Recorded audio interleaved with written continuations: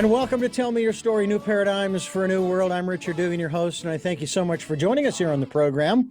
We have a very exciting program. You're going to want to stay with us because we're going to be talking about healing ourselves whole, and not H-O-L-E. There are some people who do tend to heal themselves into a hole, but that's a whole nother subject for another program. Our guest is going to be Emily Francise, and she's going to be joining us here shortly to talk about an interactive guide to release pain and trauma by utilizing the wisdom of the body. Oh my goodness, and I thought the ancient wisdom teachings were enough. We'll find out about that as we continue here on Tell Me Your Story, New Paradigms for a New World, as we come your way Sundays at 7 a.m. and 7 p.m., Monday mornings at 1 a.m., and our special edition of Tell Me Your Story, it's Wednesdays at 9 a.m. right here on this fine station. Podcasts are also available at SoundCloud, iTunes, TuneIn Radio, Spotify, Stitcher, Player FM, Blueberry, as well as many other locations you folks are reposting our website, our podcast too. And we're on YouTube. You can watch these interviews on YouTube. The channel is Tell Me Your Story. Just look for the guy with the hat. And we also encourage you to participate in the Decade of Perfect Vision, the 2020s. We want you to spend time going within.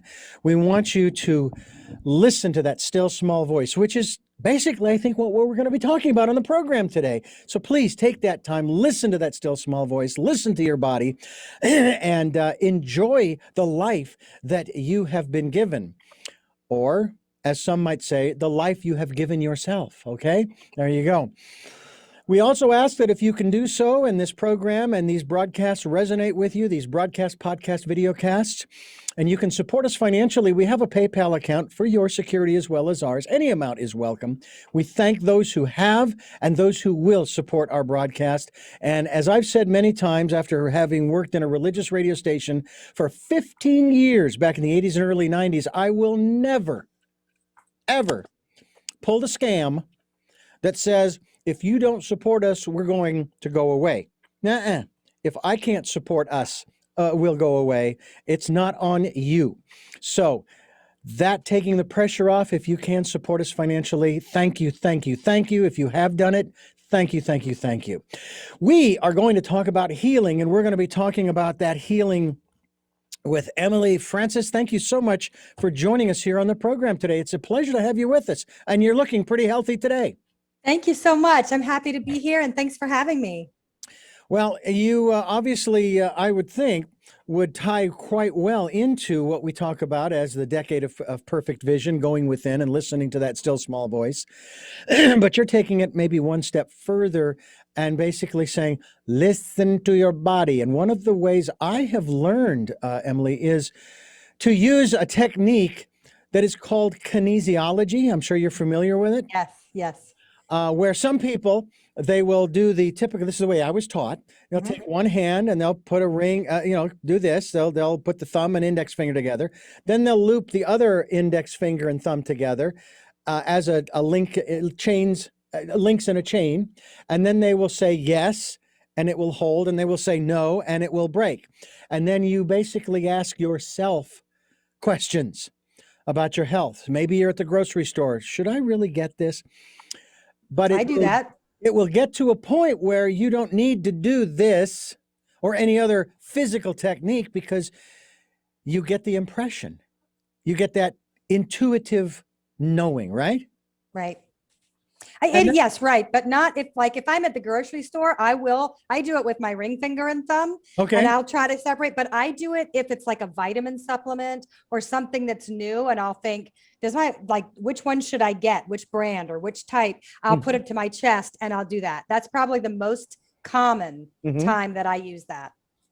Well, I know that a lot of people are trying to find answers, and what we have done over the last, I'm going to say centuries, because the medical community has been around for centuries, obviously, and especially if you look at the history of orthodox medicine. And what we have done as individuals, and this is what we're taught to do, is to turn over our health and welfare to the medical community. They know best. And that isn't necessarily true. If I break a leg, Yeah, I want somebody who knows how to set the bones. Okay. Right. But in my case, and I've shared this many times, I was diagnosed a year ago, July 23rd of 2020, with type 2 diabetes. Okay. And just for points of reference, they tested my blood sugar that day, 544. They checked my A1C, 11.2. I was in shock for maybe about 30 minutes and came out of it. And the doc is telling me, oh, Richard, it's going to be a long journey, long journey. Then he, of course, told me this one example of a guy in 6 months brought it down to 7 point whatever. And I said, no, it's not going to be a long journey because I know how I got here. And it was the pandemic. What did most of us go to, Emily, in terms of eating when the pandemic hit and everything was shut down? And we wanted convenience and comfort. We Delivery food. Yeah, sugars and carbs. Hello. Yep. And of course, I had well, I guess you could say I still have a sweet tooth. I do And too. the night before my diagnosis, I had drank 2 Cokes, small bottles. They were small bottles, but there were 2 of them. All right, not even thinking about it. Now, the symptoms that took me to the doctor were that I was drinking a lot of water and peeing a lot. And of course, my wife says that's like the first sign. So by September 15th of 2020, my blood sugar was normal because I went back to the diet that we had before the pandemic. I have not had a soda since the 23rd of July, 2020. Okay. I found substitutes or alternatives. The sparkling waters that are flavored with 0 carbs, 0 calories, and 0 sugar. Because I like the fizz. I like the bubbles. You do? I don't like the bubbles. That's funny. I love the bubbles. So I listened, so to speak, to my body. And I tried to get my doctor to listen too, because I said, I know why it's up so high. Okay. This is not a mystery to me. But a lot of people don't. They're unaware, correct? How do you make Correct. people aware of their own health and well-being, even if they haven't had a diagnosis like I did that sort of verifies that? Well, my work is slightly different because mine's hands-on body work. So I really work more with the muscles and the way that our emotions are tied into the muscle groups and the muscle areas. Okay. So I never ever give advice on diet or things like that. But what I will do is I'm a lymphatic drainage person, so I definitely understand skin texture and liquid and hydration and things like that. And I will tenderly suggest different avenues of practitioners.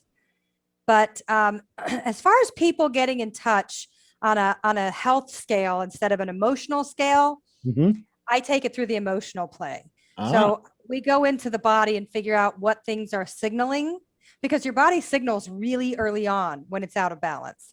And then our job collectively is to figure out where that place is that's off balance and what are all the effects, the ripple effect that's gone through your body now. And then where do we need to go to get us back into balance. So I'm only one component, and mine is the helping you to figure out some certain things. I'm a great matchmaker for healing. I like it's really my forte is for people to tell me sort of what's going on and me kind of sit with it and like, you know what, I think a naturopath would be the ideal. I think something called NAAT is one of the greatest things. I think Chinese medicine, I think too many people use it as a last resort when it really should be a first one. I've sent many of my clients over the years, like, okay, if you go see this acupuncturist and he says this is okay, then I'll treat this, and then, we kind of, but I don't ignore the regular doctors. They just know what they know. They know their one little area, their scope. But then if that's all you go to and you trust that, you're in danger. You said it exactly at the beginning. Integrative medicine, functional medicine, a wider scope is what we all need.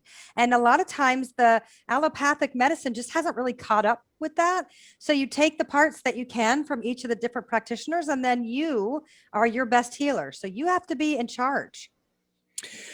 Now, I'm a Reiki master. Me too. Okay. And I was taught that when you are giving a healing, when you are sending the energy, and I shouldn't say healing, when you are administering a Reiki treatment, whether it be in person or absentee, your job is not to send that energy with any intent other than that energy is being sent for the purposes for which that individual or situation will choose to use it. Mm-hmm. So that has brought me to this question I ask of pretty much every guest I have on here when we get into health and wellness, preventative care, and so forth. And it has to do primarily with my father's brother, my Uncle Boyd, who passed away from cancer. And my parents told us about, after my wife's and my training, my parents told us about Uncle Boyd and how he was, and I don't know, it was stage 3 or stage 4 cancer. And we said, well, we'd like to send him an absentee healing. So they gave us a photograph. We went home. We gave him an absentee healing. After the funeral, after his passing, my mother told us what had happened the last few days before his passing, that he got very angry, threw the medications across the room against the wall, got in his wheelchair, wheeled across the compound where he and his family lived, to where his son lived, in the house that his son lived in. They had a time of father-son closure, and then shortly after that, he passed away. Well, this brings into question, what is the definition of healing? You talk about, in the title of your book, healing ourselves whole. So based upon what you and I both know is the purpose, the basic function, in this case, of Reiki, okay, what is healing? Well, first of all, healing is always in action. It's an action verb. It's always the work to achieve a balance in your body and in your spirit. And where that occurs, where that healing occurs, is not up to us. So it might be in this physical realm. It might be in the spirit realm. Just because we are involved in healing doesn't mean we heal people. I never, ever refer to myself as a healer under any circumstance whatsoever. Okay. When I practice Reiki, I consider myself a open channel for unconditional love and healing energy to pass through me, but I am simply the hands. So for me, healing is so multifaceted, but it's an unending and no limit opportunity for the greatest sense of balance and well-being and love, all together in whatever way that fits for you. So if an individual, such as my Uncle Boyd, who basically has, so to speak, made peace with his situation, I don't want to say condition, but his situation, and basically says, I'm done. I'm tired, or I'm this or that or the other, and it's okay. Where I'm at is okay. And so whatever happens, I'm That's okay. what's meant to happen. Yeah. Then some would then categorize that as our facilitating an individual's, and I this is the only word I can think of, Emily, we're facilitating their suicide. Wow, really? Well, if you think about it, if my Uncle Boyd is basically tired and he doesn't want to stay here anymore and he wants to leave, of course, there's that onus, that stigma that if you take your own life, in the Christian philosophy, you're going to hell, because it's the most selfish act. And yet, there you are. You've got people who say, no, you got to stay alive at all costs, which is another issue as far as the medical community, when to say when. So, and I realize this is sort of a sidebar kind of thing, but I think it's important for us to take a look at, because we need to understand and define this word healing and wholeness. That, are they the same thing? And if they aren't, what's the difference? How do we make peace with those elements that they're part of our lives, if you will? But at the same time, we, you and I, Emily, and everyone listening, we're all immortal. Right. So to me, when you said people think you would be facilitating someone's suicide, I think of it as you helping someone have permission to heal into the next level. Mm-hmm. You're helping someone make peace with exactly where they are. And maybe you're part of helping their transition, but that transition is not up to you. So whenever I've worked on it because I'm a lymphatic drainage therapist, I work with people post-cancer or that are terminal, one or the other. I won't actually treat with lymphatic drainage if you're going through active treatment of cancer, but I will treat you energetically and if you are terminal or if you are in remission, one or the other, not during. And I've worked with a lot of people that have said a lot of those words of I'm ready to go. If you say that, my release is off. I have zero judgment. I'm just going to help you make peace with yourself, but I have no part. So I think that's where some of the dangerous stuff is, that people stand there with their hands and their intention and their thoughts and think, don't leave. You can't leave. You can't leave. That means we both failed. But it doesn't mean that anybody failed. It means they're ready to move up. They're ready to heal into a different dimension, but we can't, we don't know enough that way. And I think that's one of the most important things, is giving yourself permission to heal is really a deep and detailed discussion, because that doesn't mean you have to stay in order to heal. And the other thing that you said, something about the staying, and I had this big thought about it because, I wish I could remember exactly what I was thinking. No problem. Take your time. It's that thing though. It's you don't get to decide what the outcome is. Right. You don't even get to push it on someone. And so it's kind of like, if I put my hands on someone, there's a few things that I ask. One is, who do you pray to? Because I want to make sure I invite them in. And it's not for me to say, oh, that's wrong. And that's the same kind of thing with healing. And it's the same kind of thing with what the outcome, you don't have to tell me what your desired outcome is. We don't even have to have that discussion because I am simply an open channel. I call myself an open conduit of unconditional love and healing energy.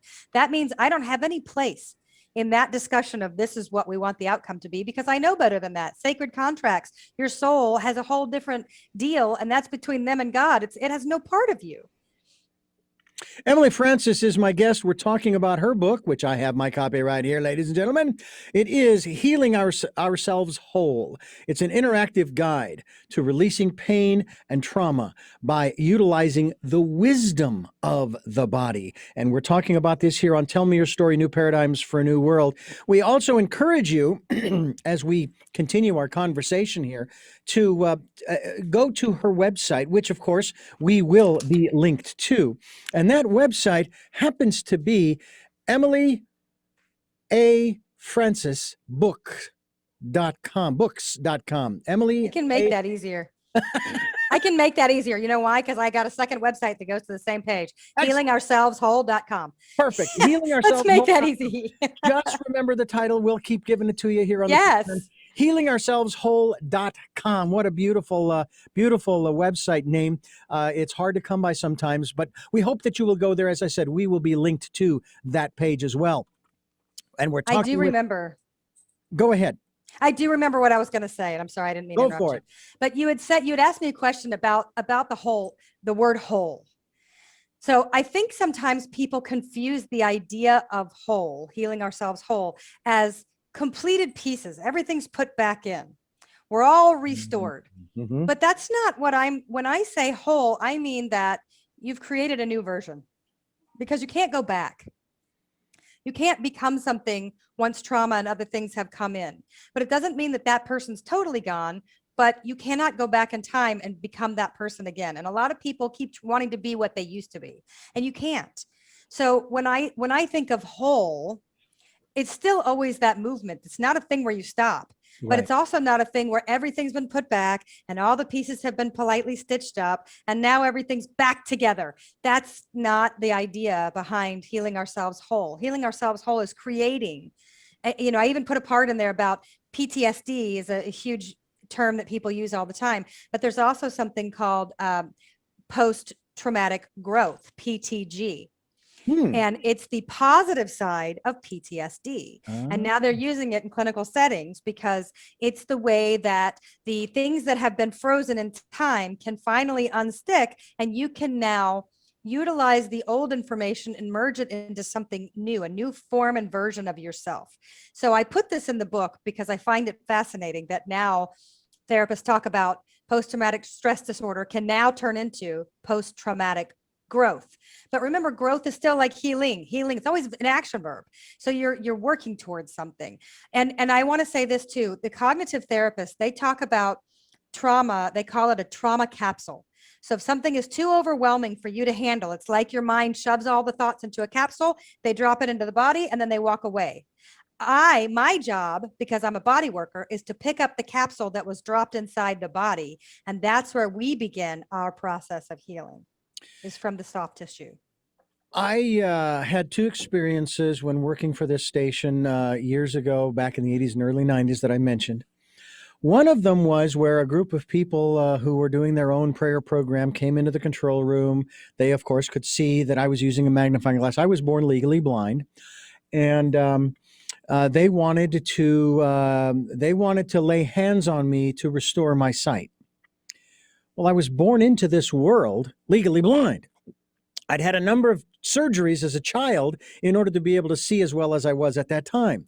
So I declined. I said no, because basically what they were saying was, you're going to restore my vision back to the way it was when I came into this world. That was my perception, okay? I says, I can't stop you from praying for me, but my purpose in this life is not to be, quote unquote, healed, to have my vision restored. That's not why I'm here. I'm here to serve you. I'm here to provide you with the best quality broadcast experience so that people can listen to your message without distraction, so that they can make up their own minds as to whether or not what you're saying is something that they're interested in listening to. All right. That is why I'm here. But again, I can't stop you from praying for me. And it was 1996. Technology finally caught up with me. I had a lens implant. I'm driving now. So wow, pretty wild, pretty wild. Now, the second experience was this. The same station would have these prayer programs, as I mentioned, where people would come into the studio and they would take phone calls from people listening. And over the years, 15 of them, I would hear the same people calling in over and over again, asking for healing. Pray for this, pray for this. And it took me a while, but I finally figured out they were calling for their healing, even if their condition that they were referring to was legitimate, that was real, okay? They were calling for connection, for community, for somebody to acknowledge them.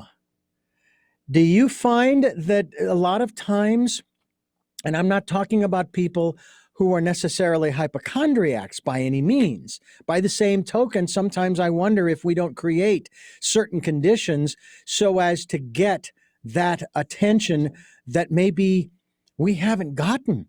We haven't been acknowledged. Am I? Do I even exist?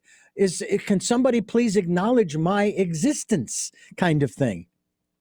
I think people desperately want to be heard. No doubt about that. I think they desperately want to be heard. Now, I take exactly what you just said, though, agreeing with everything that you said, but I think sometimes people don't know how to do it out loud, so they go inwards and they beat the tar out of themselves. Mm-hmm. They have a trauma, shame, and guilt cycle that is relentless, and it goes inside that body on a train, on a circle cycle, and they are so used to beating themselves up. Maybe they got it from outside and then they took it over, but there are so many people in the world, more than I can possibly tell you, that I've ever put my hands on over 20 plus years of work, that people truly do not believe they are worthy or deserving of feeling happy. And through this book, through the Somatic Emotion Chart, because I talk about trauma, pain, shame, and grief and all that, but on the second half of this book, I talk about happy, joy, connected, empowered. Your muscles store the same way they store trauma, they store joy. But the more that I've been talking about this book and working through this book myself, the more that it has come to my attention in a big flashing light way, it is one of the bravest, boldest moves you can do to be able to sit still when you feel joy, to be able to let it come up and take over and really experience feeling joy without coupling it to a trauma response in your thought. I just had a really great time. Catastrophe is sitting right around the corner. I'm going down for this. I just felt bliss. I felt completely naked, raw, vulnerable, happy, joyful. That's dangerous. And I'm believing more and more that that is among the bravest, boldest moves that one can do when joy shows up, to sit still with it, even closing your eyes, giving that smile and letting your body absorb the experience of feeling that positive, powerful, without the fear setting in, coming right behind it on its heels. I think that, yes, people desperately want to be heard. They want to be acknowledged. They also want people to feel their pain. People do not like to be, even like years ago, I had a terrible canker sore in my mouth and I went and bought canker sore medicine. And I thought it was so gross. I insisted on putting it in my friend's mouth too. And she was like, why do you have to make me do this? Why do I have to feel this with you? And it was an important thing, because she's right. Every time I felt something that was slightly uncomfortable, I desperately wanted someone to go through it with me. Feel this. What do you think of this? And so I think people are lonely. I think a lot of people in this world are lonely. And I think a lot of people in this world haven't quite figured out how to become their own best friend and partner, whether or not you have a partner in life or not. It's a huge rite of passage to spend time alone and realize that you are your favorite company. That doesn't happen overnight, and it's not handed to you. It's something that you create and you earn and that you put into play in your life. But until that happens, people feel exceedingly lonely. And so I think a lot of times people call in or desperately just want to be heard, because just for me to get to touch people, for me to get to put my hands on their body, especially massage. So they're all but undressed. They might wear underwear and that's it. And they're draped. And my job is to make you feel safe, protected, and covered, right? I am your safe space. For some people, I am the only touch they get. I'm their only hug. I'm their only hand on their back. I'm their only hand on their head. It's motherly. It's nurturing. It's without reciprocation. It's unconditional love and healing energy without me expecting you to get up and do the same. And so it's one of the greatest gifts in the world to be able to give human touch, because people need it so badly. And now more than ever, with everything that's been going on, people are lonely. They just want to be hugged. They want to be touched. They want a hand on their shoulder. They want eye connection. They want somebody to say, I hear you and I'm with you. And I think sometimes even to call into a radio station, if somebody could just answer and go, I hear you and I'm with you. And then somebody, all of a sudden they get warm in their body. Oh, I'm not alone in this moment. However that is that they reach out for it. That's the way they're going to go for it. Healing Ourselves Whole. That's the title of the book. We're talking with Emily Francise. She has a wonderful quote here from a good friend of ours on this program. His name is Bernie Siegel. He says, read this excellent healing material or manual and begin the process of becoming whole and complete. And I think that if you will, the service that you provide through this, whatever modality you choose to use. And I would venture, being a Reiki master, that is just one of the modalities that you utilize. We already talked, of course, about kinesiology. I'm wondering, how well does kinesiology, though, work from you dealing with somebody else in the context of this process, whether it be massage, whether it be an absentee or maybe a Zoom healing or whatever other modality you use? I don't use kinesio testing on other people. To be honest, it's not in my practice. My practice is hands-on. When my hands are on someone's body, I know where to go. I don't have to do a lot of testing and questions. It's way, way beyond that place. Testing, now me and my children go to a naturopath and he tests us all the time. He's the best kinesio tester I've ever seen. And he's so great with my kids because he doesn't ask the questions out loud. They have no idea what they're answering. And he just holds their hands. He doesn't do any of this. Hold your tight, nothing. He just holds their hands and he can tap in. And to me, he's fantastic at it. I'm not fantastic at it. So I would never waste my time putting it in my practice because I'm not good at it.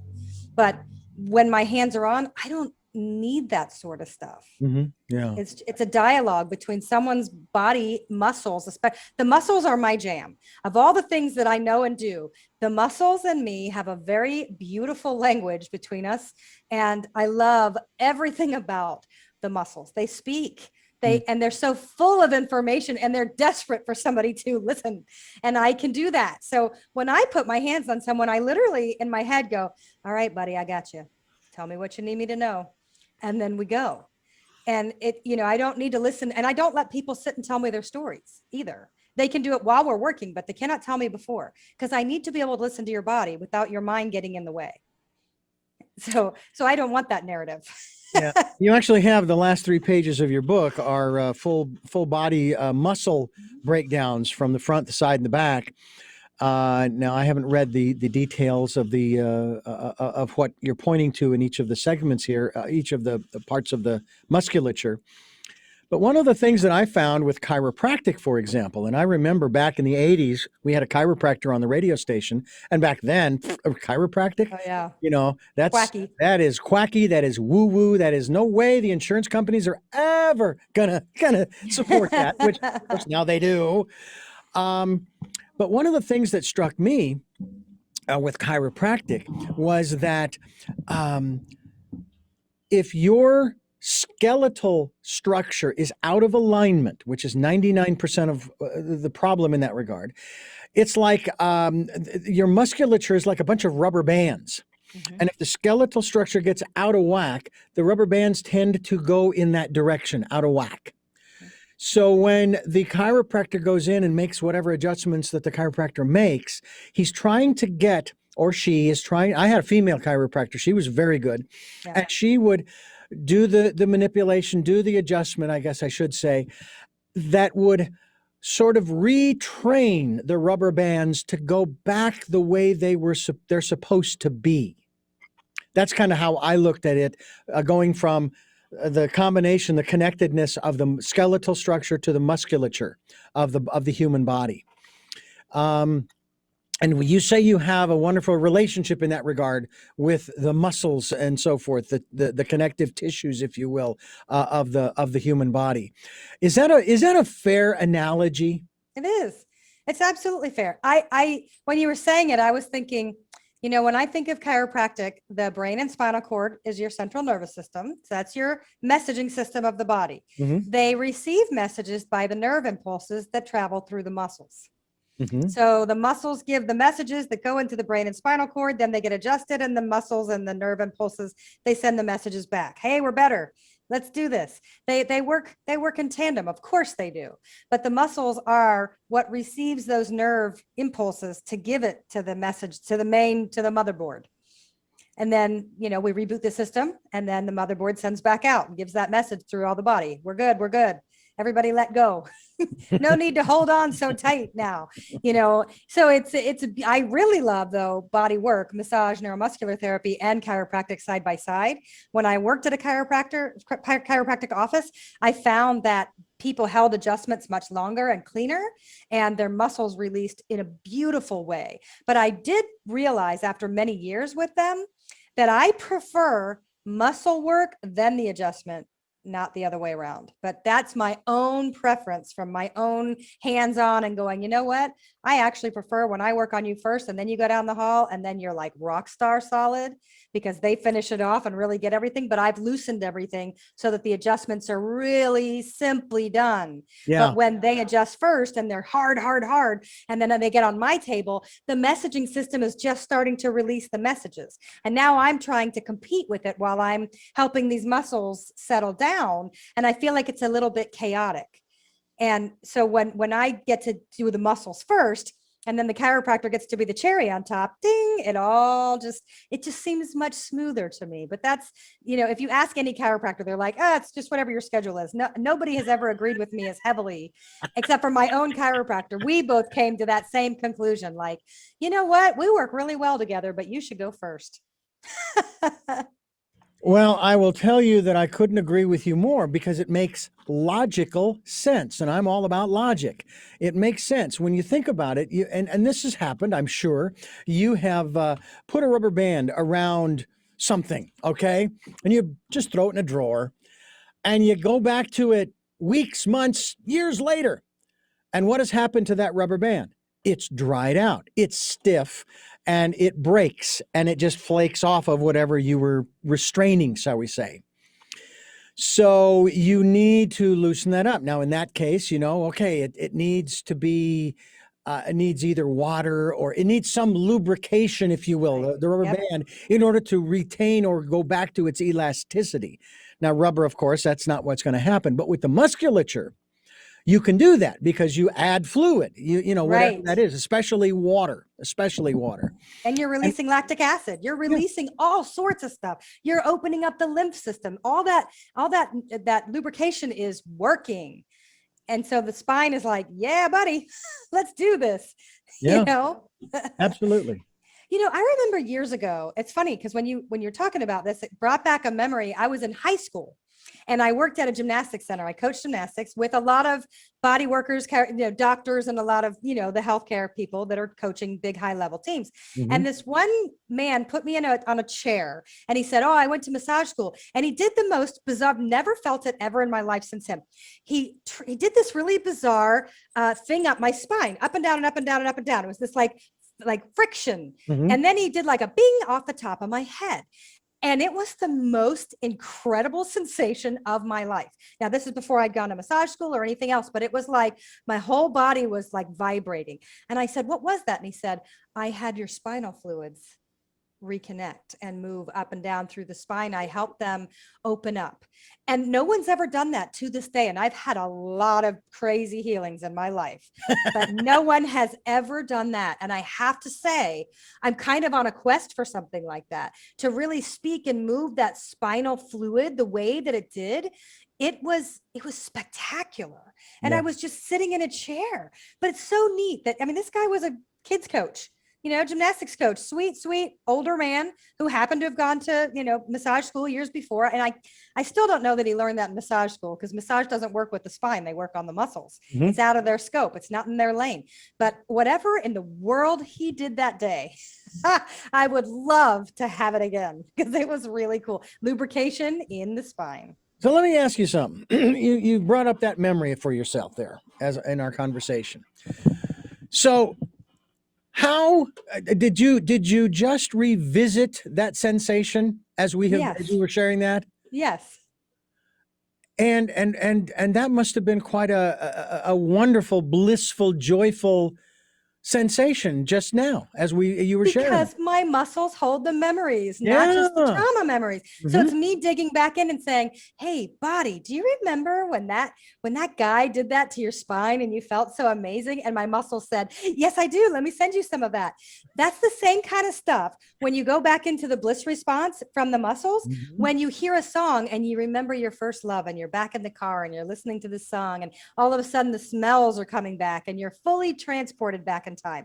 Why? Because the muscle memory is releasing the same way it releases trauma, where you have like a flashback, but this is a flashback of all really happy, joyful experiences. They're all in your body waiting to be reproduced, to make more for your own healing and to allow you to be brave and bold, that you're allowed to feel happy anytime you want. Yeah.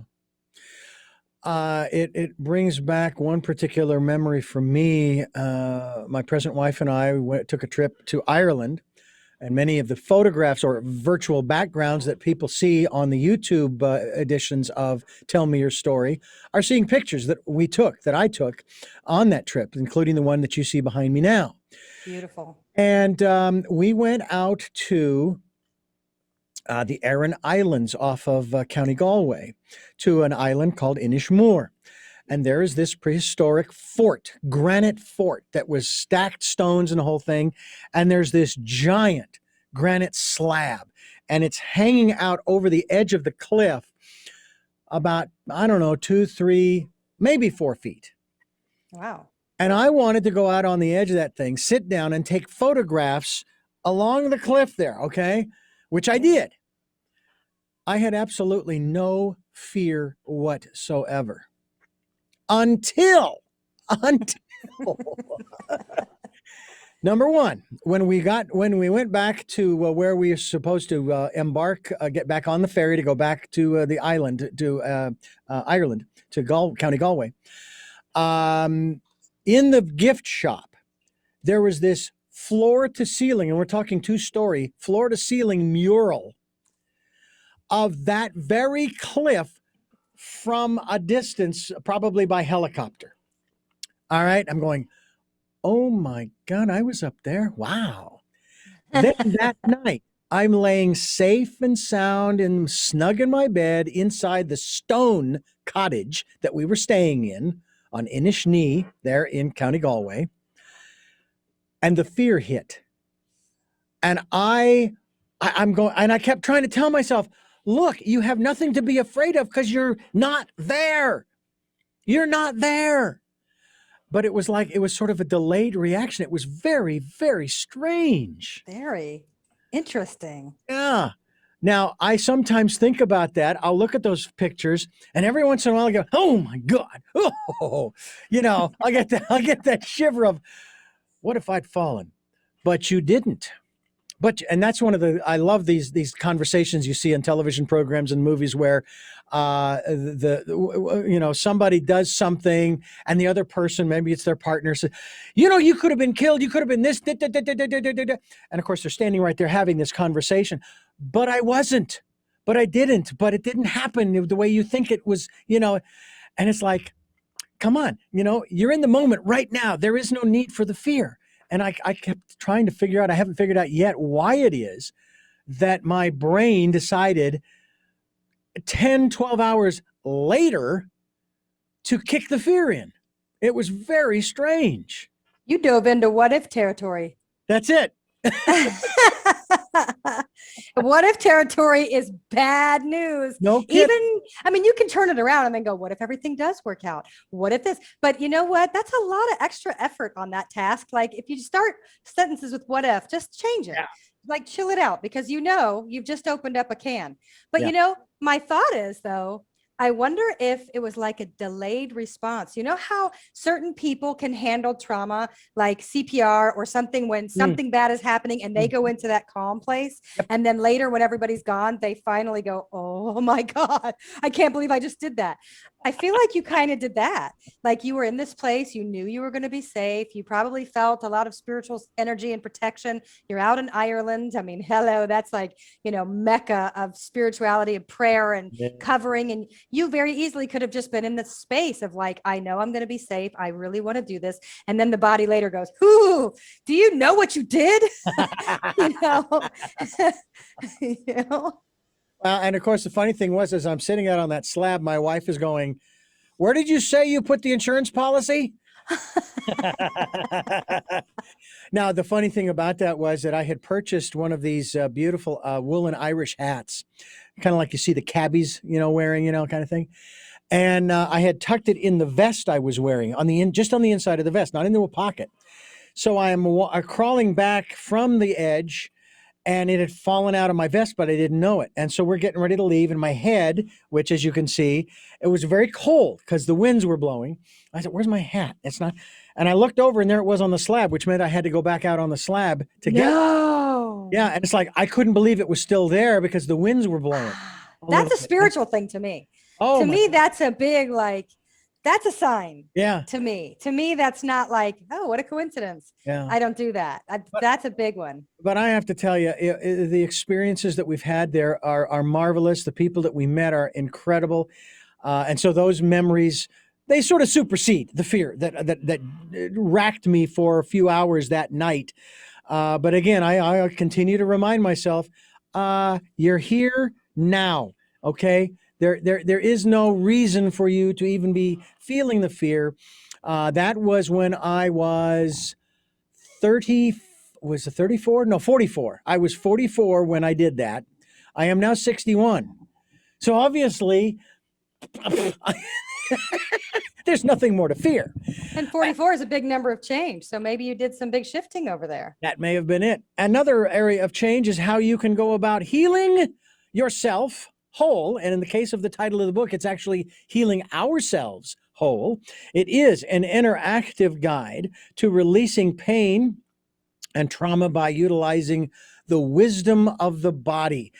When we talk about the wisdom of the body, are we talking at all in this context about our intuition, or is that just sort of the cherry on top, as you've kind of used that analogy, when it comes to listening to the body?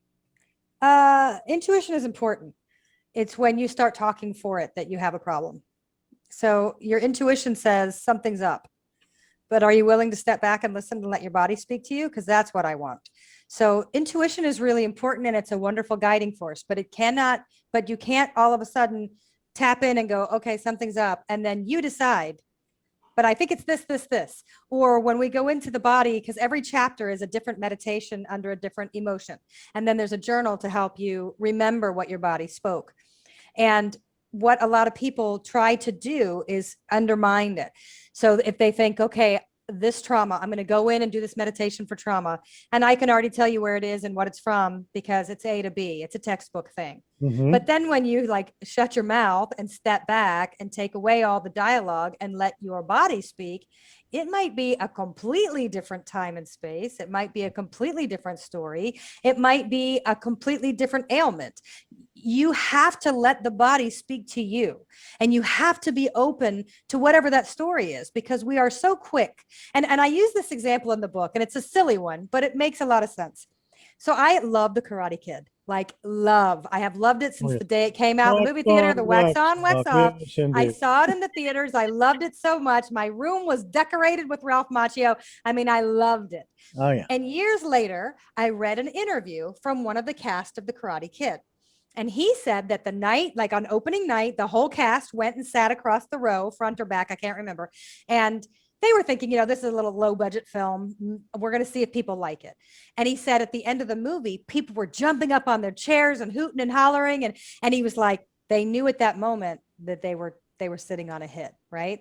And years later, I'm telling my kids, because I'm showing them just the tournament scene because they're not ready to watch the whole movie. Mm-hmm. And I find myself telling them the story that I'm in the theater and everybody's jumping on the chair, hooting and hollering. And it was so great. And then I had to remind myself that that's not actually my story. That's not actually what happened to me when I went at 10 years old and went to the movie. I don't remember what happened to me when I saw it in the movie. I read somebody else's interview and made that my own. That's how quick and easy the mind is open to interpretation. So now I've changed the narrative completely around my story. The only actual fact is I was in the movie theater watching it. Other than that, none of my story now matched what was really what happened. So that's the same thing that happens in the body. So when we undergo some sort of trauma, our mind ejects from the body, is always hazy on the memories, puts things back together, but the body can't eject. So the body has the actual facts of what happened in that moment in time. And your mind has played a puzzle. So when you use your mind to go into your body and you decide to tell your body the story, your body's like, garbage, this again? We're going under this again? You're still going to tell the same story? When do I get to have my turn? That's not actually what happened. And that's important because like, okay, so my sister got in a car accident. I use this in the book. I'm working on her because she had whiplash. She lost her voice. I went right to her house, like 2 hours after the accident. I'm in there. I'm working. I can feel these muscles tightening and I'm asking questions. Which way were you looking? Where were you hit? How was this? What was going on? And she was like, I don't know. And I could tell by the muscles. All right. You were looking this way. These muscles got damaged. Okay. And I'm listening to like the body's messaging, trying to get into the muscles. And I'm realizing I can't bypass it, but I can talk to the body and go, hey, let's cushion this blow a little bit. So as you're trying to access what's happened, we're okay. We're going to work through this. But the muscles know exactly where they were sitting and exactly how the impact occurred and exactly what went on to the body.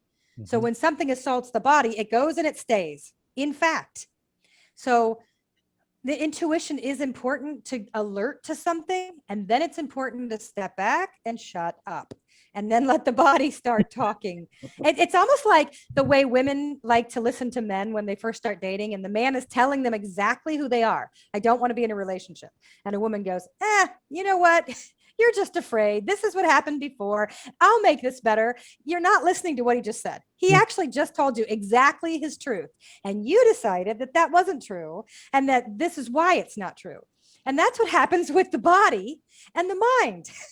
And it's silliness, really, but it's dangerous because all we know how to do is operate from the mind. But your body is like, hey, I've got chronic pain here that started from 1980 at this particular moment. And if you will listen to me, I can help release this. But until you give me that time to be heard, I'm going to keep playing under your silly story that isn't even true. We're talking about healing. That's right. Healing Ourselves Whole is the title of the book. Emily A. Francis is our guest here on the program. Tell me your story, New Paradigms for a New World. And we're talking about this aspect of an interactive guide to release pain and trauma by utilizing the wisdom of the body. I often refer to the writings down through the centuries as the ancient wisdom teachings. But it seems to me that the ancient wisdom teachings, as beautiful and wonderful and valuable and insightful as they might be, pale in comparison to the wisdom of the body when it comes to our wholeness, right? And our We truth learn a seeking, lot. We learn a lot, but even the cellular memory is passed down. It's actually been proven that like Holocaust victims pass down the cellular trauma through the DNA, to the next generations. These are proven. These cells, the cellular memory and it's not just genetic code. They're like genetic codes. They're passed on into the body. So the body wisdom really is innate, and it's an important part of the healing piece. And I think where we went wrong is we only listen to the mind and the brain and the cognitive therapists, and these hands-on manual therapists are considered blue collar workers, and they're not out there in the labs, and they're not out there writing books. And so their beautiful wisdom of history and knowledge gets washed away, but it's been there forever. So if you talk to like different cultures of body healing, because, in a lot of cultures, this is one of the most sacred work in the world.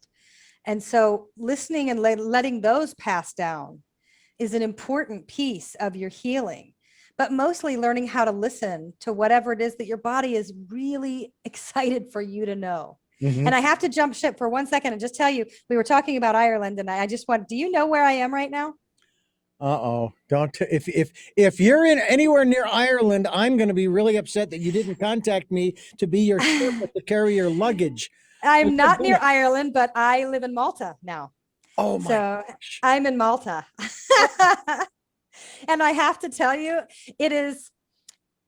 So today, remember I said I was running late and I was really worried. So I now write for Oh My Malta, which is the tourism magazine. And they've let me come in and I interview local farmers and we discuss the food, since it's a GMO-free country, and we get to go play. So today, me and my children got to play in the strawberry fields, and they have these flat peaches that don't exist in the United States. And we got to meet with this farmer, and it is just such a joy and a pleasure to be here and to eat this food. We didn't have to wash it off. You just pick it up and eat it. It tasted like jasmine and strawberries all together. Like the scent of purity is so different.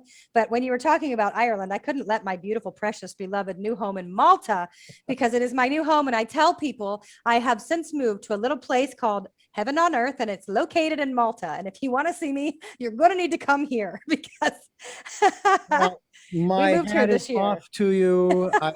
I do envy you, but I am also almost in tears of joy for you and your family, because that is one of, I believe, the ultimate experiences that we as human beings can have to reconnect, to connect, to cavort with, to submerge ourselves in Mother Nature. Yes. I've often said, and this is in spite of the fact that you use the phrase, the wisdom of the body, I still will tell you, and I tell our listeners all the time, I still believe that the greatest teacher for mankind, the greatest teacher, is nature. I agree with that. Yeah. I absolutely agree with that. I agree with, many years of Tai Chi, going in the park and being barefoot and meditating to the trees and hoping nobody took my tree before I got there first, because we all had our trees that we loved. And I would look over at my beautiful Ophelia and think, no, he's standing in front of her. She's waiting for me. But the things that the trees have taught me, and the earth, and it's beautiful, but it is absolutely the greatest wisdom in the world. It is. And it travels up inside and through your body. And that's why, earthing, you should be 15 minutes every day barefoot, so that it's electric nutrition for the body. If you haven't really researched it, it's now finally no more quack watch and on the PubMed articles as electric nutrition, but it is so empowering and healthy and healing to just be barefoot 15 minutes a day. gets those electrons up inside the body that we need from the earth. And do you know that there's research now that says the higher up you live, like in condos, the more likely you are for heart attack and stroke because you're not near the earth's surface. Well, I will tell you that where we live here in Santa Barbara, we live up on the mountain. We call it the summit. There's a main highway called the 154. It's called San Marcos Pass. And when you go up the hill, as I like to call it, when you reach the top of the hill, that's where you make the turn to go down another side road to get to our place. So we're literally at the top of the hill. But our house, the cottage that we rent, it's a 2-room cottage, is built on a hill. So Right. the back of the house, of the 2-room cottage, is level with the ground. But the front of the cottage is actually, it's almost like split level. There is a crawl space underneath the porch where we're facing the valley, where we can see the mountain ranges off to the northeast. And so we're actually above the ground, probably, I don't know, 5 or 6, maybe 7 feet, okay, on that side of the house. But you're on the earth up high. But That's different. I'm talking about high rises. Exactly. No, that's exactly what, because I got that from you. You said if you're up in a high rise, you know, a 3, 4, 5, 6-story condo, I got that. And I thought, well, then we're doing pretty darn good. The only downside for us is you can't really walk around barefoot out in the wilderness. I used to, as a kid growing up in Phoenix, we'd walk on the hot pavement in the grass, but out here in the wilderness in this Los Padres National Forest, you kind of might get stuck in the foot with a few things you don't want in your feet. But nonetheless, it's a great experience. And I am so happy that your children in particular are able to have this experience. They must. Now, I'm curious, how old are your kids right now? 7 and 8. And we moved here this year during lockdown. We were the last people allowed in this country before they shut the gates to Americans. And you moved there from where? From Atlanta, Georgia. So Atlanta, Georgia, big city. Yep. All right. And it was only a year ago. Uh-huh. Did your kids have any problems acclimating? Did they really want to go, or were they still hooked into all of our technology and all those kinds of things to where they kind of resisted? No, they didn't resist. And I'll tell you why. One, we were already in lockdown. So we had already separated ourselves from everything. We were already living just the 4 of us, my husband, me, and my children, and our 4 animals. And we flew here with our 4 animals. So we moved with our whole home intact, you know. And the other thing is the big draw that we did is we're going to get a house with a pool. So we have a really big swimming pool in the backyard that overlooks the Mediterranean Sea. And my children really jumped on that. And I think the hardest was leaving my mom. I'm really ready for her to come and stay for a while. That was the toughest leave. But the fact that we got to bring 3 dogs and a cat with us, had we not been able to bring our animals, I think my children would have suffered desperately, and me too.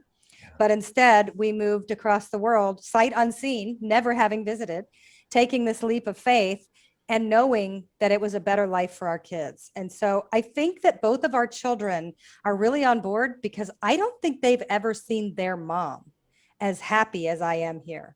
I feel at peace in a way that I didn't at all in the South. And as we lived an hour south of Atlanta, and it just didn't fit for me at all. So even when I was writing Healing Ourselves Whole, I talk about your environment, your physical environment, and creating the best physical environment. And I was literally sitting at my office in Georgia with a brick wall in front of my computer. And I'm looking at the brick wall, and I wrote it to myself that where you are today does not indicate where you're going to be a year from now. And I was writing this letter to me. And talking totally to me of like, hey, Emily, I know that you're not happy and you're trying to make the best of it for your kids and your family, and you don't want to complain, but you hate living in the Bible Belt. You feel like you're restricted at every turn. You feel like I felt like I was crawling into a tiny little box and becoming invisible in an attempt to make my children be seen. And here, it's a 98% Catholic country, and we happen to be Catholic, but we're not like super devout hardcore. And here it's not anything like an American Catholic or an American anything religion, because America is based on Protestant. It's an evangelical backbone. Mhm. And in Europe, that doesn't exist. Yeah. So here, there's 365 Catholic churches in Malta, and Malta has less than 500,000 people. You have a church every 500 feet or less. So you're not. So when I moved to that southern part of Georgia, the only thing anybody asked me was, "Have you found a church yet?" Well, here in Malta, that's all they asked me. They didn't care who I was, what I was about, where I come from. It was just they wanted to be the one to bring me to their church. Yeah. But here in Malta, your zip code determines your church. So no one asks you, have you found a church yet? Because they feel like that's your business and your faith. Mother Mary is in every building. Jesus is in every building. It's on both sides of my home. It's lovely and gorgeous. It makes me feel safe. But that's my personal, like, I love that I moved into a house. There's also a Buddha statue in the backyard. And when I saw the Buddha, I thought, yes, I am home. I got Mary in the front. I got Mary in the garden. I got Buddha out back. This is where I need to be. This is what's up. Because nobody, I don't know, they're different here. They just don't judge you. Yeah. I feel so much more myself. I feel like there's been a part of my soul that's been waiting for me to come here and claim it, to be honest. So this has been for me the greatest year of my life. And how do my children not operate well when your family unit is so healthy and happy, and they're at a school that they are loving, and it's so many international kids, even though it's not an international school, and the children are so lovely and accommodating to everyone because so many people are from different countries. But there's very, very few Americans here on the island. And so, like, I was talking, I'm actually the children's van supervisor for their school van in the morning, because they have these different little old ladies that are retired and they sit on each school van. And my children didn't have a supervisor. And so I volunteered. So I ride to school every day with the kids and the neighborhood kids. And I love it. And it was a way to just join the community, you know, but I got to see how people act. And in the morning, you know, in the afternoon, the parents know that I'm one of the parents. But in the morning, the people that drop their kids off, I'm standing with the van supervisors. So I get to be a fly on the wall and watch how these parents walk their children in. And I get to watch how the principal or the headmaster and the teachers greet the children. I get to be invisible and watch and find out that these burly European men kiss their children on the mouth. I love you. I love you. Daddy loves you. Have a great day. The mothers are so loving. It's like we've come back to the family unit here. And, you know, video games exist here, but in no way, in no capacity, the way they exist in America. So the kids are outside, they're playing, and Malta is rated one of the safest countries in the world. So to be able to take your kids places and not be terrified all the time, like I got totally lost, and I wound up on a country road. And the road ended and it was about to be mud, which I didn't even notice. And I look around and there's like horses and people walking horses, but no cars. And this man is like, came out of nowhere. And he's like, miss, roll your window down. And you know what my thought was? I'm going to run over his feet. Okay, he's going to try to steal my kids. I'm going to hit his feet. And then if he keeps trying, I'm going to hit his knees. Like I had this whole exit plan of like, why is this guy up to my car? Guess what? I cracked the window and he goes, miss, your car's too nice for this road. You're about to hit mud. I'll direct you out to the road. And I thought, oh my gosh, I almost ran you over. Wow. Well, as a reverend, let me bless you, my child, for your connection to nature. It's a wonderful thing, and we're very excited about the fact that we have you here on the program.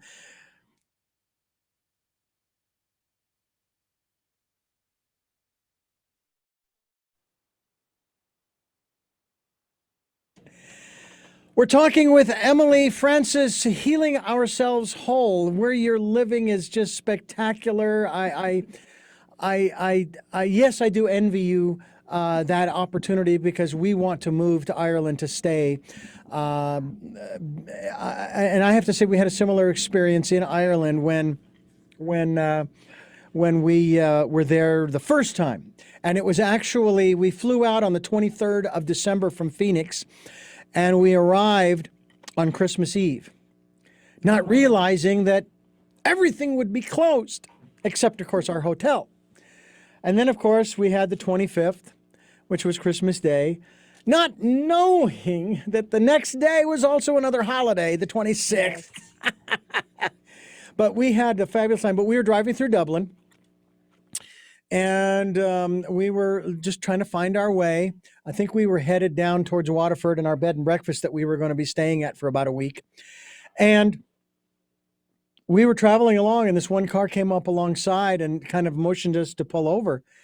And we did, and not really thinking anything of it. We weren't concerned. And they said, "Are you lost?" And we said, "Well, sort of. How did you know?" He says, "Well, because they call them indicators. It's Yes, turn yes. signal. Turn signals. Yes. Your Here too. indicator is still on, and you're staying in the same lane." I said, "Oh, we didn't realize." And they gave us a few directions, and of course we went on our way. And that was one of the reasons why I want to move to Ireland, because of the people. They are absolutely marvelous. I could sit in a pub, even if I didn't understand. If they were speaking Gaelic, I wouldn't care. I would just want to sit there and listen to them speak. That's how I feel. That is It, how I feel. it is just, and there are pockets of these kinds of communities all over the world. Are you willing to open yourself up and listen, like we talk about on the program? Listen to that still small voice. Now, we've lived here in Santa Barbara for 15 years. It is a nice place. We've made a lot of great friends, in my opinion. I would sort of hate to leave, but I'm ready to go. But at the same time, just like when we moved to Santa Barbara in 2006, there is what I like to refer to. Many people also use this term. There's also what's called divine right timing. Yes, yes. Now, when I met my second wife, who I'm with today, we were in Phoenix for 8 years together before we moved to Santa Barbara. And of course, she's been itching, just like I, to move. We want to move someplace further north where it's not so darn warm, like it's going to be, as our conversation. It's going to be kind of warm here on the Central Coast, and of course, the southwestern United States.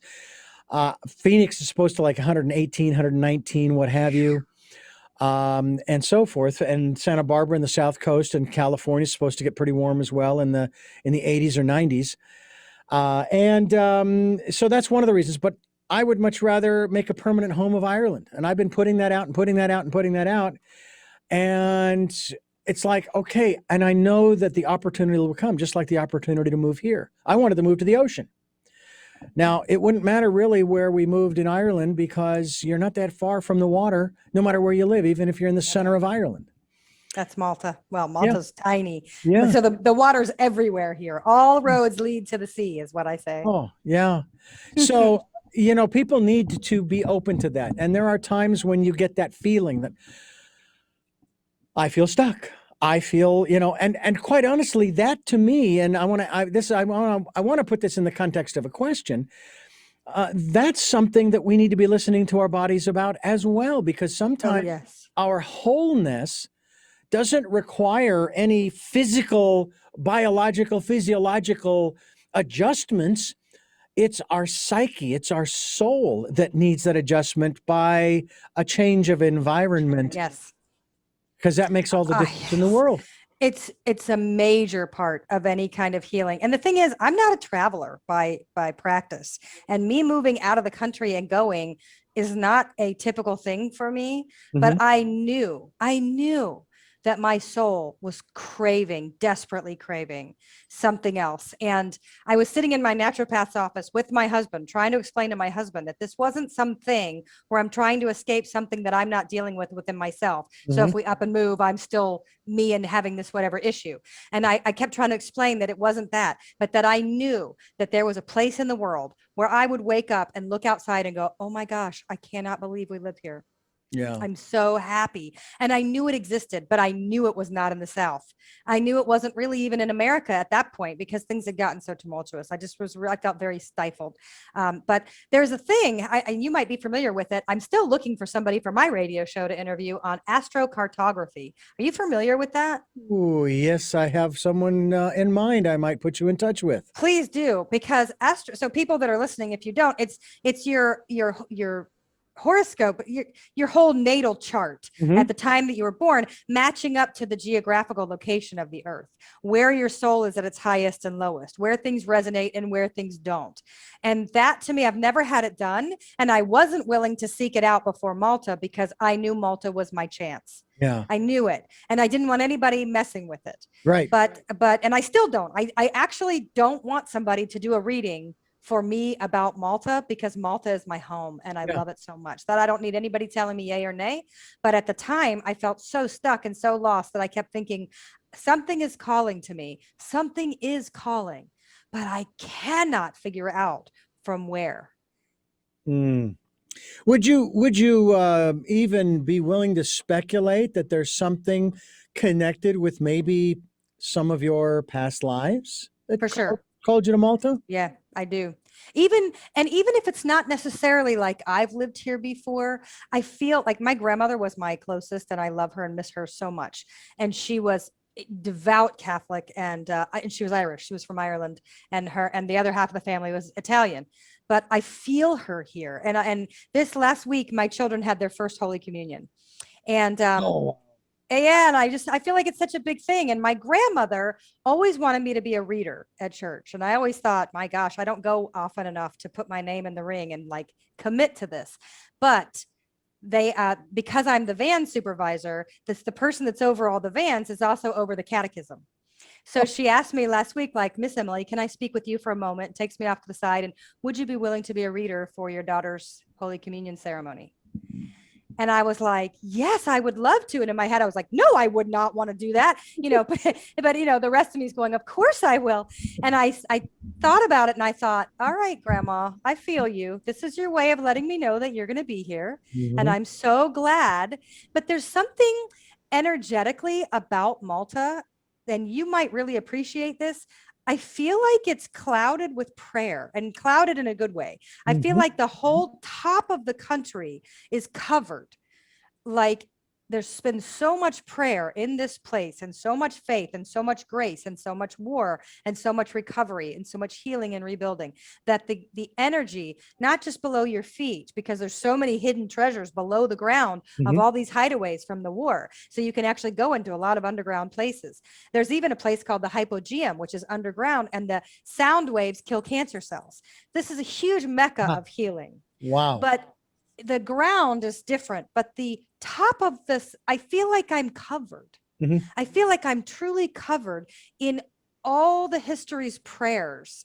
It just, you feel it. And I can't fully explain it. You'd have to really be here, but it's almost in the air. It's almost like you breathe it in and feel a sense of protection and love and light that is very deeply, I mean, there's cities here that predate Christ himself. It is incredibly ancient part. And the other day, my friends took me out on their boat and they showed where St. Paul crashed when he was trying to get to the Vatican, but he missed. And that's how they discovered Malta. And there's a huge statue of St. Paul up above. And I mean, on the feast of St. Paul, the country shuts down and they party from morning to night. They drink wine, they eat bread, they get drunk enough to jump in the sea. And that's the start of the summer. And now you're going to be swimming. And it's a big, big, blessed event. And every month is some huge feast day where the world stops. My kids had so many days off school. My mom was like, do they go to school? And the last month is all half days. Like they just enjoy life more. Yeah. And so they're building here. We are building whole people, whole well-rounded little kids that go to school and take drama at school and music at school and art and technology. Yes. And their Mediterranean heritage and compassion classes. I had a meditation on my own meditation CD titled Gratitude. And my daughter saw it come on the iPod yesterday and she goes, gratitude, that was our lesson in school this week. I was like, what? There are no accidents. It's beautiful. So I feel tremendously blessed. I feel like I'm living the dream and I pinch myself and I have to work hard to take my own advice and live bold and brave in my happiness, because it's almost terrifying to be this happy. Almost.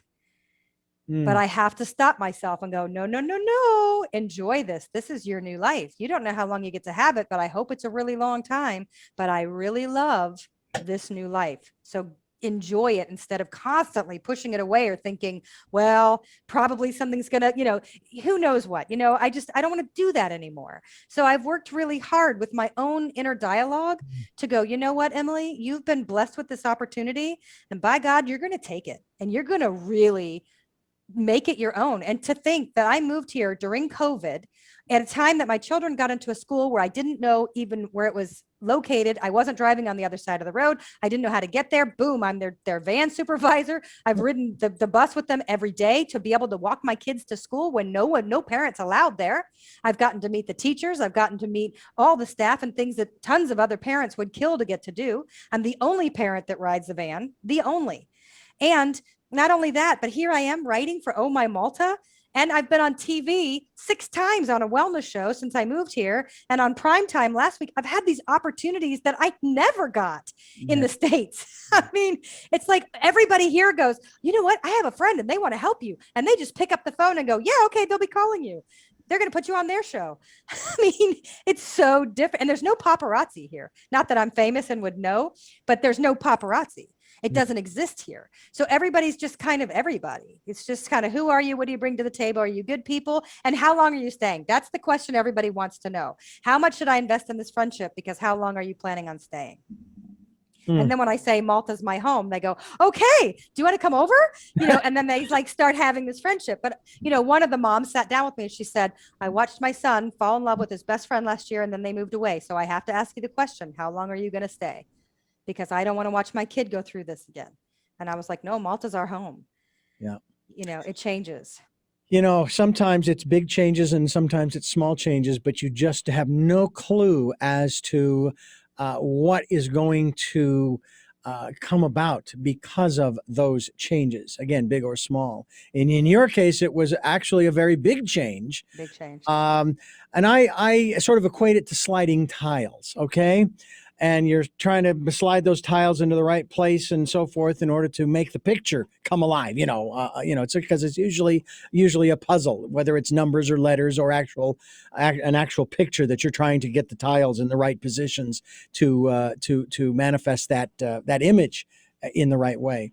And it sounds to me like you've got pretty much everything right where it needs to be, and you are still going strong as far as providing people with an opportunity to heal themselves and heal themselves whole, which is the title of her book, Heal Ourselves Whole. Emily Francise is my guest here on the program, all the way from Malta. By the way, I'm also very impressed with your internet service because not a single glitch. I mean, I could have sworn you were right next door in the room next door to me here. Such a great signal. And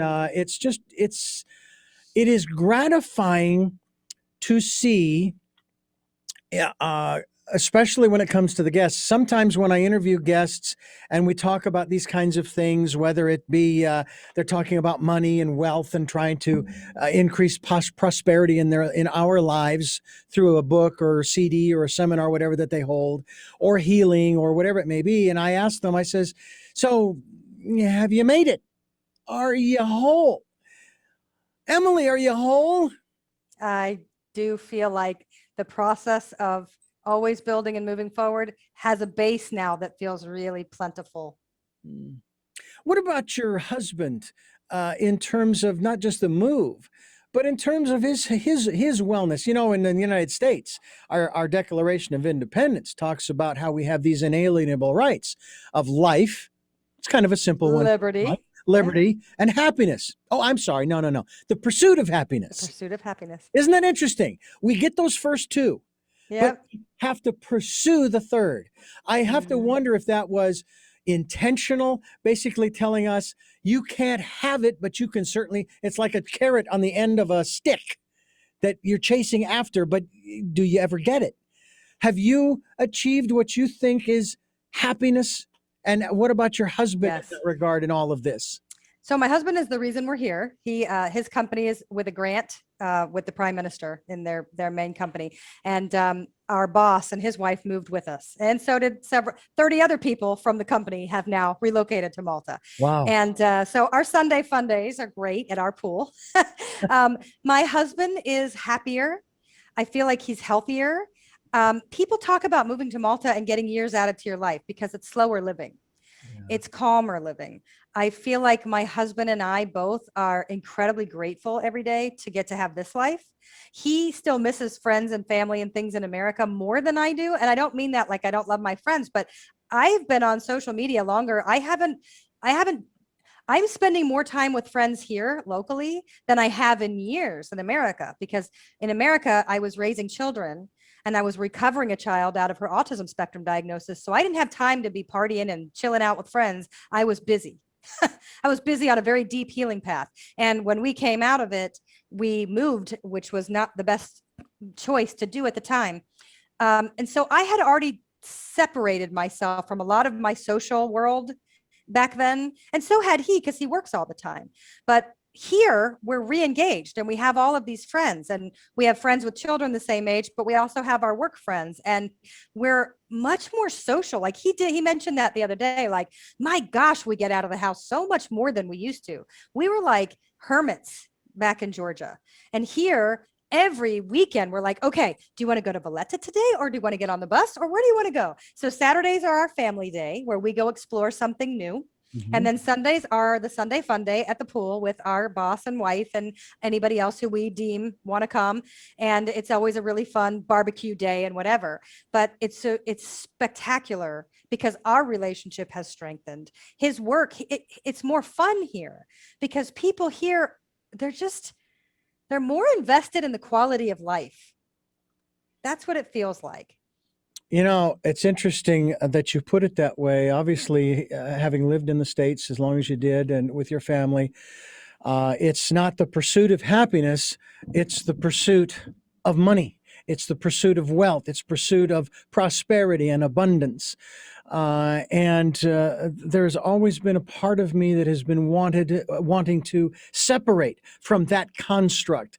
I'm not saying capitalism is bad or free enterprise is bad, but it sure has got its awful quirks that make it inequitable for all. That for some reason all can't have all of that.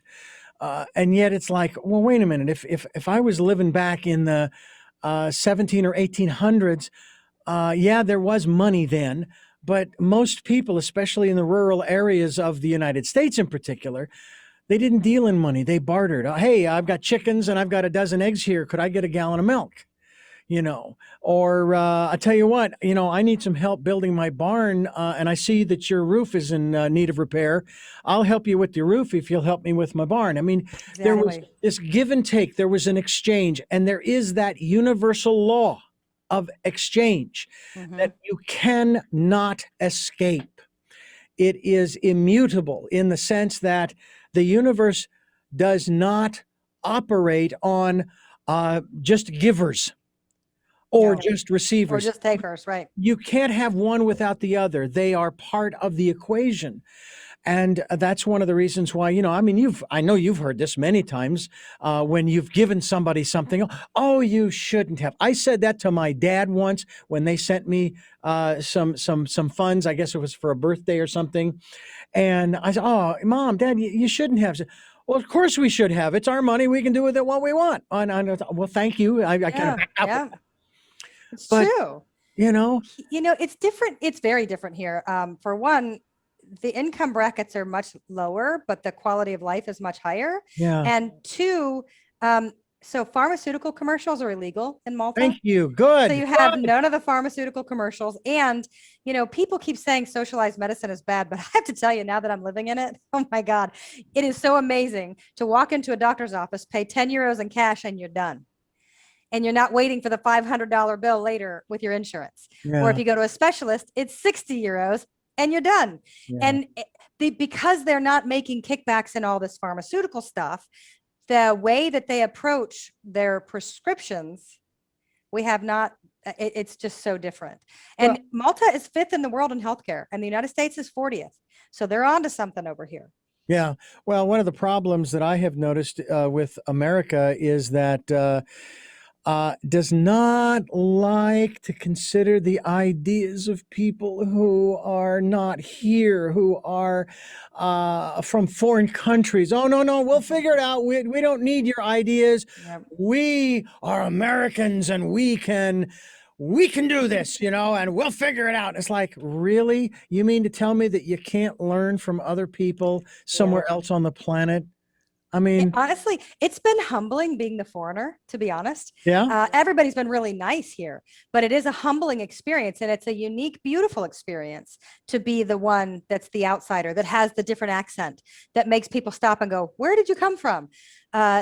It's unique. It's a wonderful, vulnerable part of my life now to see it, because I realize, I look back at kids that I went to that my kids went to preschool with, and they had a lot of parents from like India, and I was always sweet to them, invited them to the parties. But now that I'm outside and in a different country, Mhm. I would have been much, much more welcoming.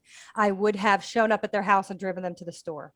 I Mhm. would have done some things that people here have done for me. Like our boss rented us a car before we got a car, and I was scared to death to drive here because it's a whole different. It's like a miniature India. It is crazy. Mhm. And my friend here local showed up at my house and said, "Come on, dear, I'm taking you driving today. Let's get in your car." And it was like, what? She was like, come on, dear. Like, everybody here is just like, it's incredible. And even my husband had to travel. And I had 3 text messages from my landlord, from her best friend that's become one of my best friends, and my other dear friend saying, "Hey, how are you? Don't forget, if you need anything, I'm going to keep my phone on. I'm just a stone's thrown away. Anything you need, call me. Doesn't matter what time, day or night. If you need help with the kids, let me know. I'll be there." The people here, man, they show up. And part of it is, this is multi-generational living. So you have these houses with the grandparents and the grandkids, and the way that people look at family, they bring you in.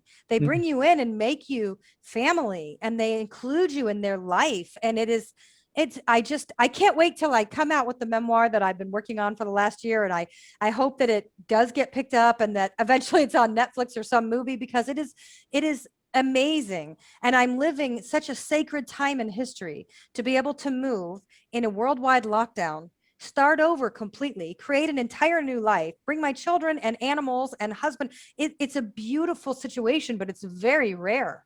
Yeah, And I know that. yeah, it's a beautiful science fiction story, I must tell you.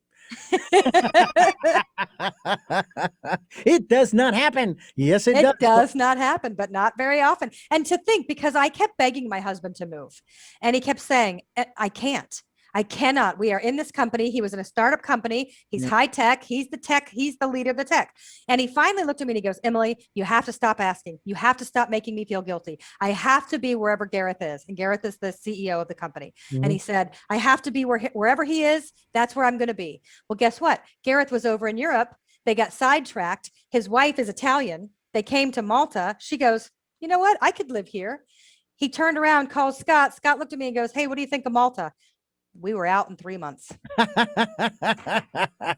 Well, you know how things come together like that. When we moved to Santa Barbara, I found out in 2005 the radio station that I was currently working for was being bought up by a Christian consortium. Now this was years after I had left the Christian station, but the Christian station Oh, was bought by the same company that owned the news talk station that I was working for at the time. And of course, we went through some transformations and everything. But anyway, the Christian Consortium was asked by the local paper, the Arizona Republic Phoenix Gazette. So, Air America Phoenix, which was the station I was working for, they're very successful. Are you planning on changing the format?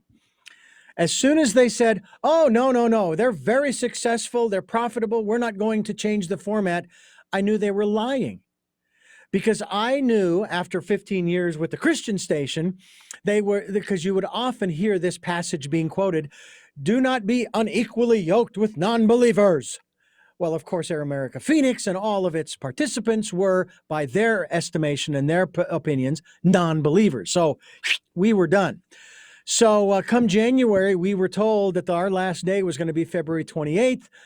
Because they weren't keeping anybody and they were going to be changing the format and all of this kind of stuff. My wife at that time was working for Scottsdale Memorial Hospital, working in a very hostile work environment, no support from her staff, almost no support from her supervisors. And so on March 1st, the day I'm cleaning out my desk at the radio station, she calls me and says, "I just quit." wow. And in my head, I'm screaming, "Do you know that I'm unemployed too?" But I said, "Okay." And so that evening, we're sitting there watching TV. And I said, she comes up to me, she says, "I feel like we're on the edge of a precipice. I'm scared. I don't know what we're going to do." Now, it was kind of that same feeling when we were in Ireland, when I was sitting on the edge of that cliff. Yep. I had no fear. And I says, well, of everything that I've ever read and the interviews I've done and the workshops and seminars I've been through, there's one phrase that they've always said. When you come to the edge of a precipice or a cliff, you do two things. You jump and you trust. So we decided we would take a week and we would travel. And we said, well, do we want to go to Ireland? Because that's where we would really love to live. And we had this small nest egg. And I said, well, the problem is that if we go to Ireland, we're going to burn up our nest egg a lot faster. What about Santa Barbara, which is her hometown? So we decided a week in Santa Barbara. So we did some R and R and R, relax, recreate, and reconnaissance. When we got back, we put the house up for sale, and we were on the road May 8th. May 8th, we were on the road. The funds had been put into her account, and away we go with two vehicles. I've got the van with two dogs and a bunch of our stuff. She's got the Subaru with the 4 cats in a crate and a U-Haul trailer behind her. And our caravan took 12 hours to get from Phoenix to Santa Barbara. And it didn't feel like it. It did not feel like 12 hours. And it was also the first time that I had ever driven in LA traffic. Woo. Okay. I was born in LA. I was born in Los Angeles.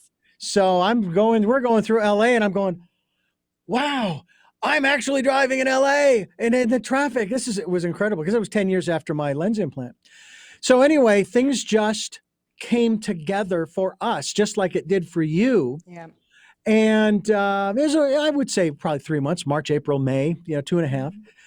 And so I'm sitting here going, yeah, I want to say the same thing to my wife. Please, stop asking me to move, making me feel guilty. We will. But we have to wait for the universe to prepare a way. I'm still doing all of the things I can think of to do to sort of precipitate that. Kind of along the lines of when I kept hearing the story at the Christian station about the end of the world, Armageddon, and all of this, the Antichrist and so forth. I was getting really bored with that story. So I asked one of the ministers, I says, is there something I can do to kind of move things along? Because this is really boring me. I'm really bored by this story. And I'd really like for things to kind of move forward a little faster. So I'm just doing what I can do, just like, you, and the universe just makes a way. It does. And, even today, because we thought we were moving to Grand Cayman, we thought we were doing a lot of different things over the years, and it never came through. And this one came through seamlessly. But today, even at the strawberry farm, they start preparing the soil months before they plant. Yeah. And that's what's going on. Mm-hmm. We need to plant. We need to prepare the soil for our plant, for our grow and where we want to be. And even today, the same farmer, he said that the secret to farming is let it ripe. Mm-hmm. Yeah. That's all it is. Let it ripe. Yeah. And I thought, I am so going to start using that in my life, prepare the soil and let it ripe. If those are the secrets for gardening, they're not just for the garden, nope. So Nature. It's been such a pleasure being on here with you. I've loved this. I really have. Yours is one of the longest interviews that we have done. And I'm grateful for you giving it so much time. I'm sure that as our conversation is ongoing, you're probably in the evening hours as the sun is going down, and it must be a great view of the sun setting in the west there. We'll get there in about, a few hours. Well, keep me posted, though. Keep me posted on you. Stay in touch, if you will. I will. And if you do go to, if you end up in Ireland, I really want to know that you made it there. I know that we will. I've got one woman. Her name is, she's been on this program many times. Her name is Sky Taylor. She is also very much involved in beekeeping and the natural world. And she has told me in no uncertain terms, if you are able to make it to Ireland, you have a place to stay in this small little village that she lives in Ireland. So yeah, it's not like we are short of places where we can certainly stay or visit. But it's a whole nother thing. And I also it's a timing thing. Yeah, it is. Divine timing is very important.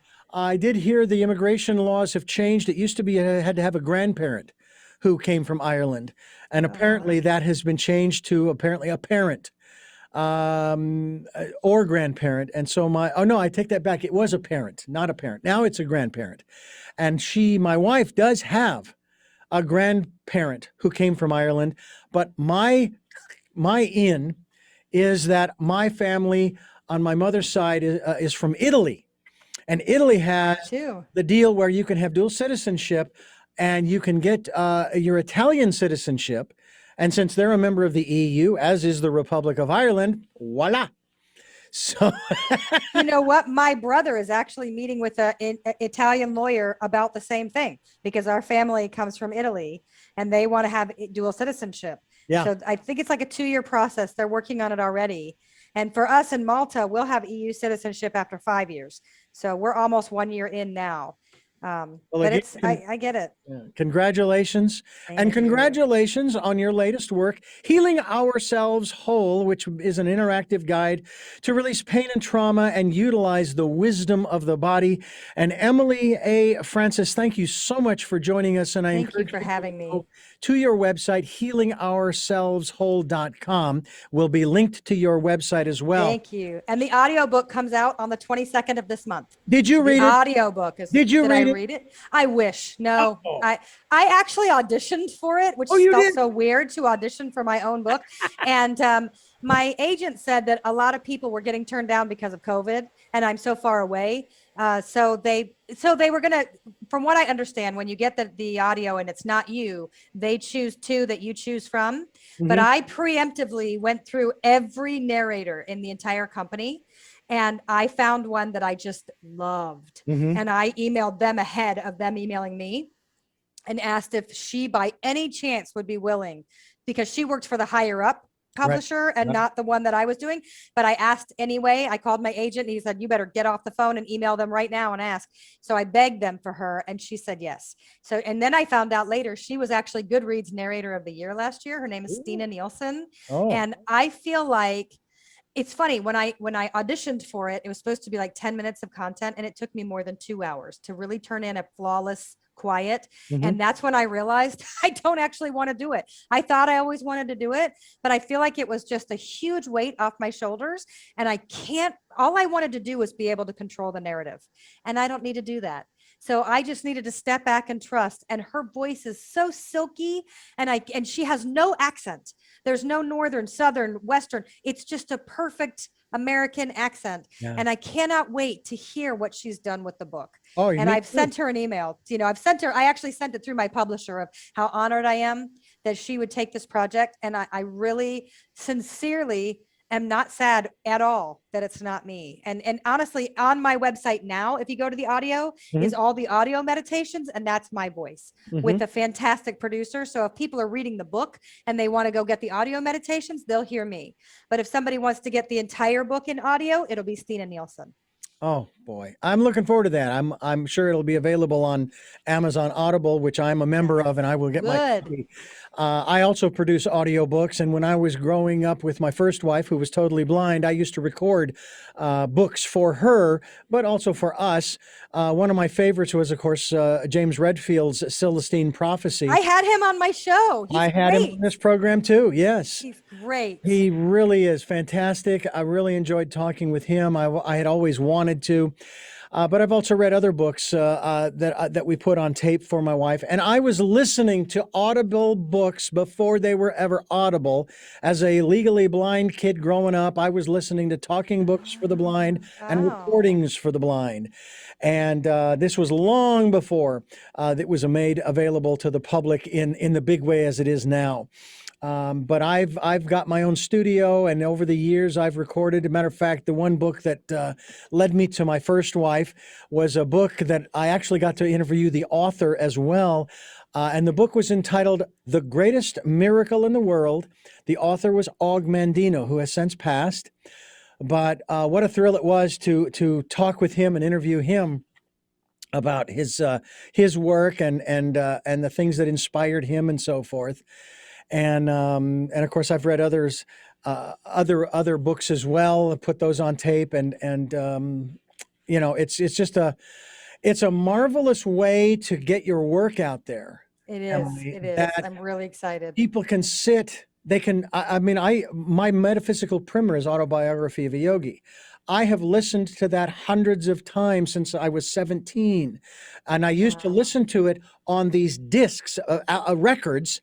But the records played at 1 7/8 revolutions per minute. Very, very slow. Okay.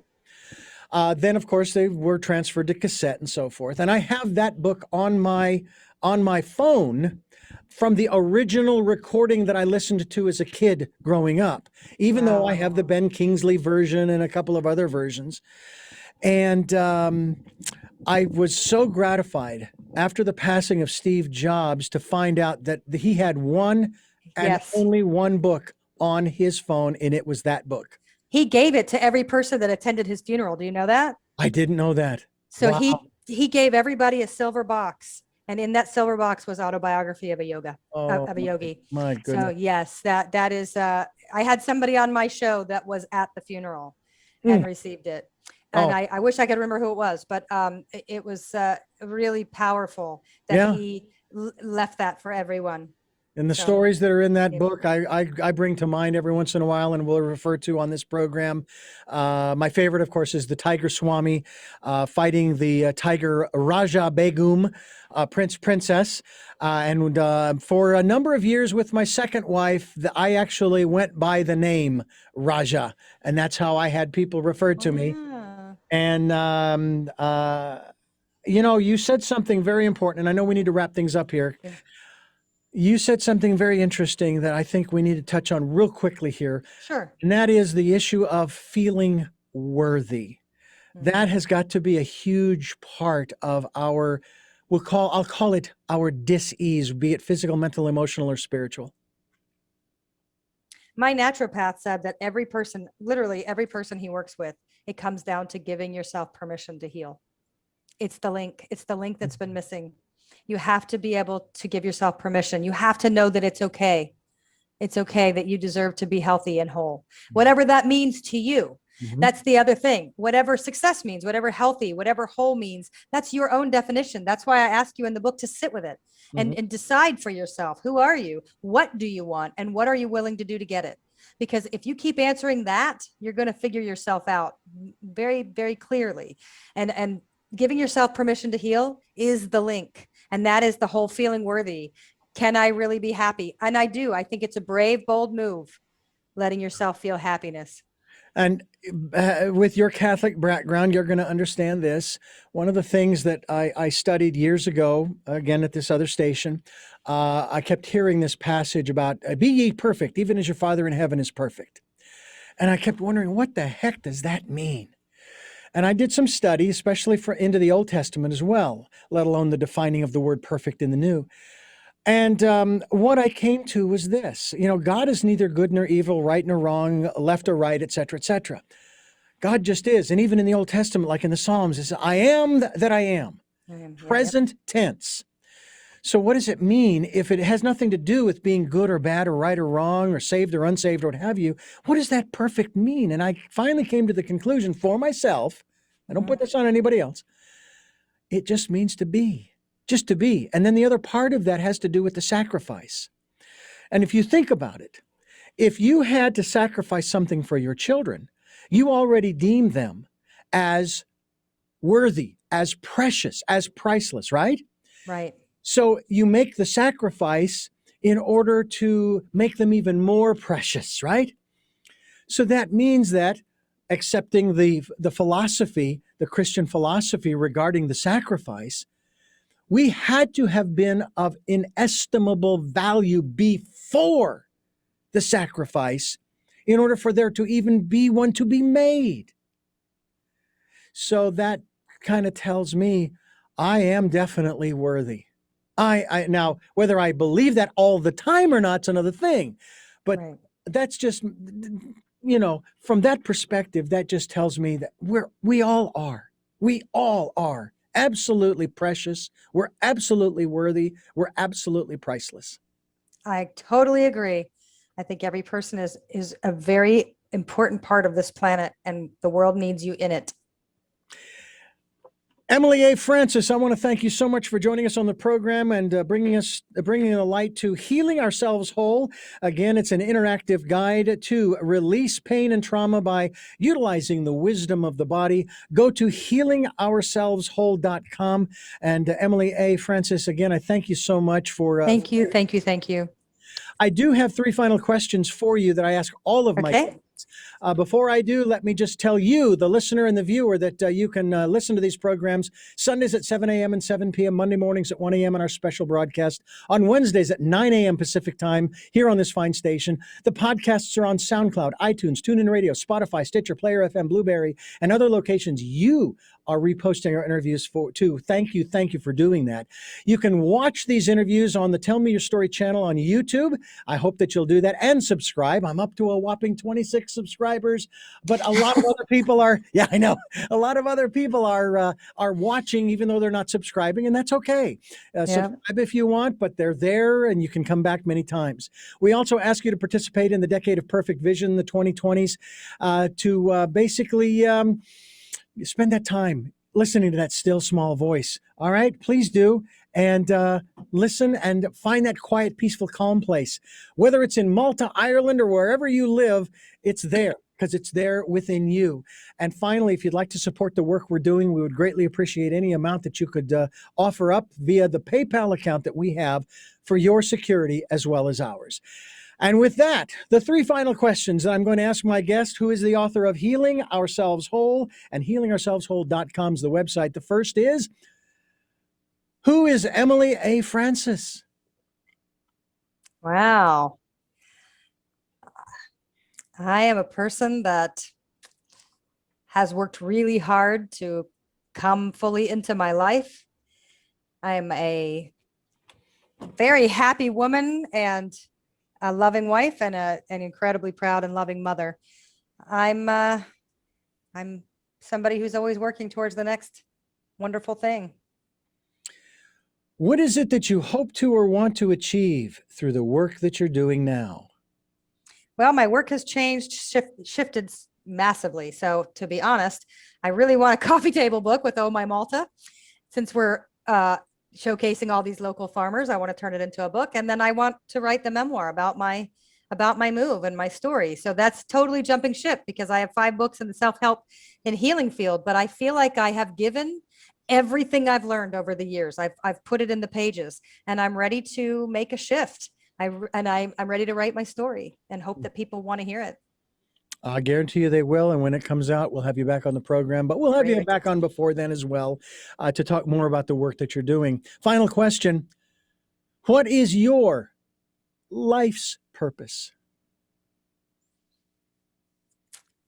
You know, I had such different things before I became a mother. And I do feel like my life's purpose mostly is to raise children that know that they are loved and that are happy, safe, and healthy, that pursue their passion and know that they can get off on any given path. They just need to go for it. And for me, the purpose in life is that I don't like to go to sleep at night knowing that I didn't make a difference that day.